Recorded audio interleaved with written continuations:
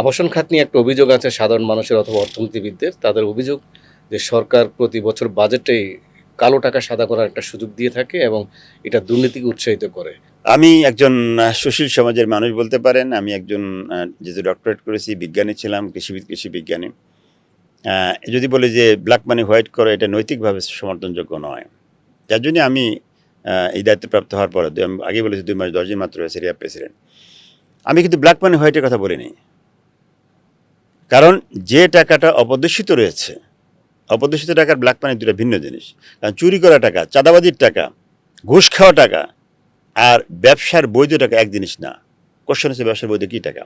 আমি অন্য সেক্টর বলছি, আমার সেক্টর বলছি, রিয়া সেক্টরে বলতেছি। আবাসন সেক্টরের একটা প্লট যখন বা একটা ফ্ল্যাট আমি সেল করি, তখন কথা আরেকটা সেল করলাম। এই অপদর্শিত অর্থ রাষ্ট্র তৈরি করার সুযোগ তৈরি দিয়েছে। কিভাবে? রাষ্ট্র বলতেছে যে এই মৌজার শতাংশ প্রতি দাম হচ্ছে এত, এই মৌজায় ফ্ল্যাট তৈরি হলে তার স্কোয়ার ফিটের দাম এত। সেই রাষ্ট্র নির্ধারিত রেটে আসলো 2.5 কোটিটার যে ফ্ল্যাট আমি সেল করলাম 50 লাখ টাকা, সে 50 লাখ টাকা রেজিস্ট্রি করতে পারে। তাহলে 50 লক্ষ টাকা দিয়ে উনি কিন্তু ওনার বৈধ অবৈধ 2.5 কোটি টাকা হালাল করে ফেললেন। কিন্তু আমি তো ব্যবসায়ী, আমার তো হালাল টাকা, আমি বিক্রি করছি 2.5 কোটি টাকা, কিন্তু রাষ্ট্র যেহেতু তাকে সুযোগ দিয়েছে, আমি নাও করতে পারতেছি না যে আমি কেন বেশি টাকা রেজিস্ট্রি করবো। রাষ্ট্রীয় নিয়মে উনি রেজিস্ট্রি করে ফেললেন, আর আমার কিন্তু 2 কোটি টাকা অপ্রদর্শিত, নট ব্ল্যাক মানি, আমার ব্যবসার টাকা কিন্তু অপ্রদর্শিত থেকে গেল। এটাতে একটা ফ্ল্যাটের একজন ডেভেলপারের কাহিনী বললাম। সারা বাংলাদেশের সব ডেভেলপমেন্ট 365 দিনে যদি আমি কাহিনী যোগ করি, it will be more than 50,000 কোটি টাকার বেশি হবে। তাহলে এই টাকা যদি আপনি মেন স্ট্রিম আসার সুযোগ না দেন, তাহলে কোথায় যাবে?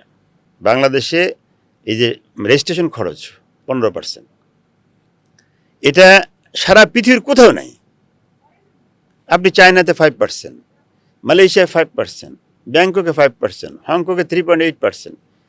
তাহলে বাংলাদেশে 15% কেন করতে হবে? এই 15 করার কারণে কিন্তু মানুষের ফাঁক খুঁজতেছে। আপনি সিম্পলি, আমরা রাষ্ট্রকে বললাম যে আপনি দেখেন 50 লক্ষ টাকা 15% পাচ্ছেন কত?